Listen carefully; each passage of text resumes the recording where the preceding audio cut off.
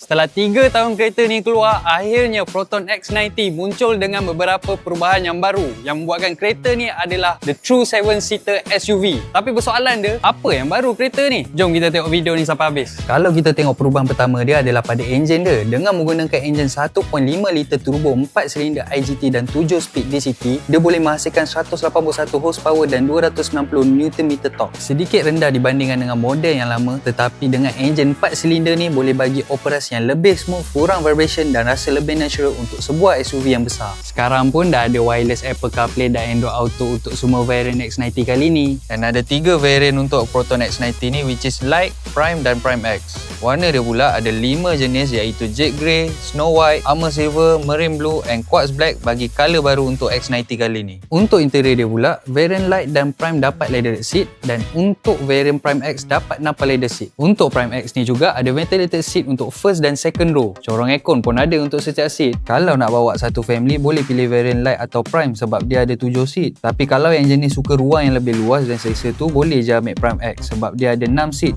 So nampaklah eksklusif sikit. Dekat atas ni ada roof rails. Nampak macam hiasan je kan? Tapi sebenarnya dia boleh tahan beban sampai 75 kg. So yang mana jenis kaki camping nak letak roof rack kat atas ni memang function. Bahagian boot dia pula, ruangan kapasiti dia boleh capai 257 liter. Tapi kalau tak cukup juga, seat ketiga ni kita boleh lipat dia untuk dapatkan 1011 liter. Memang boleh muat macam-macam lah dalam ni. Untuk harga dia pula, start daripada RM106,800 dan RM122,800 untuk varian yang tertinggi. Tapi lepas potong bagi rebate, harga dia start daripada RM99,800 dan RM115,800 untuk varian yang tertinggi. Kalau anda sedang mencari kereta SUV yang besar, selesa dan juga penuh dengan teknologi, mungkin ini adalah kereta untuk anda.